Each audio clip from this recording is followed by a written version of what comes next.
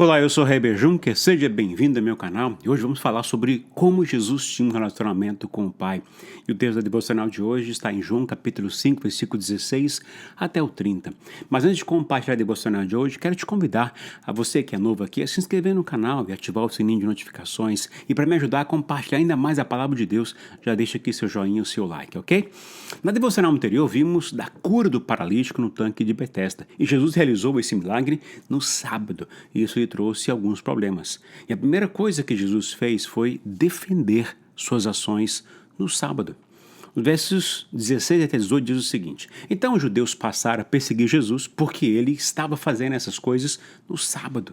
Disse-lhe Jesus: Meu pai continua trabalhando até hoje e eu também estou trabalhando. Por essa razão os judeus mais ainda queriam matá-lo, pois não somente estava violando o sábado, mas também estava dizendo que Deus era o seu próprio pai, igualando-se a Deus. A cura extraordinária daquele homem paralítico não levou os líderes religiosos a glorificar e exaltar a Deus. Tudo o que conseguiam ver era que sua regra religiosa de fazer trabalhar no sábado foi quebrada por Jesus. A regra que ia além do comando da própria Escritura. Parece que incitar os outros a quebrar a lei era pior do que quebrar a lei. Por isso eles lançaram uma campanha contra Jesus que não relaxou até sua morte na cruz, cerca de 18 meses depois. E Jesus, se defendendo, diz: Meu pai continua trabalhando até hoje e eu também estou trabalhando. Veja que Jesus não tentou explicar que ele não havia trabalhado de verdade no sábado. Em vez disso, ele ousadamente explicou aos líderes religiosos que seu pai trabalhou no sábado e, portanto, ele, seu filho, também trabalha no sábado. Mas você pode me perguntar, mas Deus não descansou no sábado? Sim, ele descansou depois de ter criado todas as coisas, mas ele nunca cessou de preservar e governar aquilo que ele formou, entende? Essa atitude de Jesus de curar também no sábado ensina aos judeus que o sábado também foi criado para benefício do ser humano, bem como para seu descanso. Agora, Jesus, com essas palavras, estava dizendo àqueles doutores da lei que o seu poder vem de seu Pai. Que assim como o Pai tem poder para realizar obras e milagres ainda maiores, o Filho também é capaz de tudo isso. E isso naturalmente gerou grande desconforto e conflito nos fariseus e doutores da lei. Outra coisa que foi um grande problema para aqueles líderes religiosos é que eles não aceitaram que Deus se fez homem e habitou entre eles. Com certeza isso tornou Jesus ainda mais uma ameaça ao poder deles. Por isso procuraram motivos para matá-lo. A segunda coisa que ele fez foi explicar seu relacionamento com o Pai. Essa parte é linda, tremenda, mas gerou ainda mais tensão com os líderes religiosos. Olha o que diz o versículo 19 até o 20. Jesus lhes deu essa resposta: Eu digo verdadeiramente que o filho não pode fazer nada de si mesmo, só pode fazer o que vê o pai fazer. Porque o que o pai faz, o filho também faz. Pois o pai ama o filho e lhe mostra tudo o que faz. Sim, para admiração de vocês, ele lhe mostrará as obras ainda maiores do que estas. Jesus aqui está explicando um pouco da natureza de seu relacionamento com Deus Pai. Eu creio que é por causa disso que nós temos muita informação do relacionamento entre Deus Pai e Deus Filho. Mas olha só, Jesus explicou que ele, como Deus Filho, não faz nada independentemente. Ele foi e está totalmente submisso ou submetido à vontade do Pai. Essa submissão vem por escolha, não por obrigação ou coerção. É por amor. Com isso, Jesus está dizendo àqueles líderes religiosos que ele não mandou o homem curado carregar sua cama por sua própria autoridade. Ele o fez em completa submissão a Deus Pai. Não é simplesmente que ele não age independente do Pai, entende? Ele não pode agir independente do Pai. Jesus disse que o que o Pai faz, ele também faz. O Pai não é passivo nos assuntos e obras do seu filho. O Pai ama tanto o filho que lhe mostra tudo o que faz. Eu queria te dar uma dica, abrindo um parênteses aqui, que construa relacionamentos com quem ama Jesus. Aqueles homens perderam esse privilégio de caminhar e se relacionar com quem ama Deus.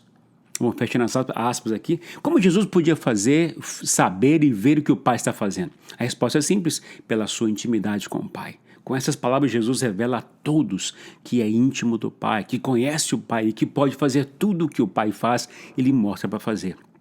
Quando Jesus disse que Deus é seu próprio Pai, seria o mesmo que assumir que ele era Deus. E isto era para os religiosos blasfêmia. A terceira coisa que Jesus fez foi falar das obras do Pai e suas obras. Os versículos 21 até o 23 diz o seguinte: Pois, da mesma forma que o Pai ressuscita os mortos e lhes dá vida, o Filho também dá vida a quem ele quer. Além disso, o Pai a ninguém julga, mas confiou todo o julgamento ao Filho, para que todos honrem o Filho como honram o Pai. Aquele que não honra o Filho também não honra o Pai que o enviou. Jesus deixa claro que ele tem poder e autoridade para ressuscitar os mortos e dar vida a eles assim como o Pai.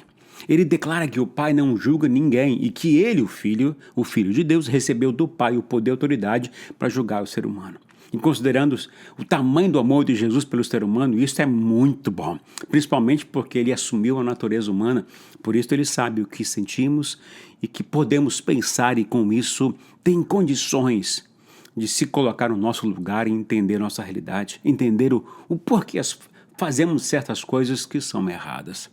Deus Pai achou por bem entregar a Jesus a essa tarefa de julgar, de nos julgar.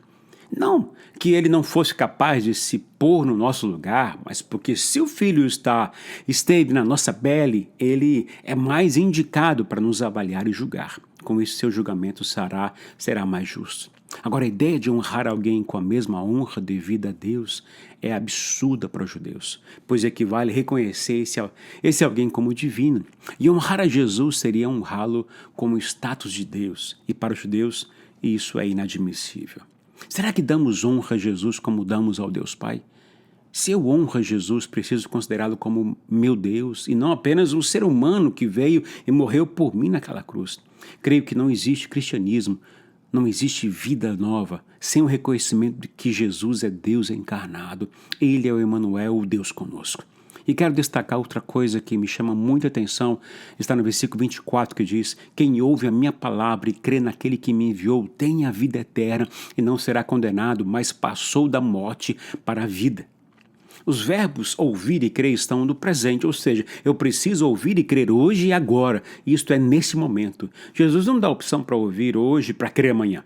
A hora é agora, mas crer em quê? Crer naquele que o enviou, portanto em Deus. E para crer em Deus, eu preciso ouvir e crer agora em Jesus, seu Filho. E o resultado de ouvir e crer em Jesus é ter sua vida conectada com a eternidade e ter essa vida agora, a vida eterna agora. E repare que a frase tem a vida eterna está no presente. Isso significa que ter a certeza da vida eterna agora, ter a conexão, a convicção que sou filho de Deus e pertenço à família de Deus desde já. Uau, que maravilha, não? Só o fato de você parar para ouvir o Evangelho de Jesus nesta devocional faz você estar ouvindo a palavra de Jesus. Mas te pergunto, você realmente crê nele e em suas palavras? Você realmente crê que ele morreu e ressuscitou dos mortos? Pois esse é o único jeito de não ser condenado à morte eterna, ou seja, de estar livre de toda e qualquer condenação. Portanto, não participar do julgamento final, entende? A frase passou da morte para a vida seria como dizer mudou o seu país ou local de residência. Morte é o país onde cada alma sem Cristo vive. A pessoa que não conhece a Deus vive uma vida morta, mas aquele que acredita no Filho de Deus passa por sobre o império da morte para o império da vida. No versículo 25 ele diz que está chegando a hora e já chegou em que os mortos ouvirão a voz do Filho de Deus e aqueles que a ouvirem viverão. Aquele que vive pode ouvir sua palavra, crer e ter vida eterna. Agora, ele acrescenta aqui que um dia até mesmo os mortos ouvirão a voz do Filho de Deus e ressuscitarão.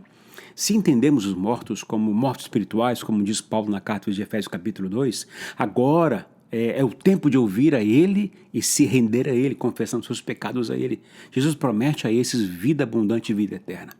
Jesus no verso 30 conclui revelando ainda mais quem ele é.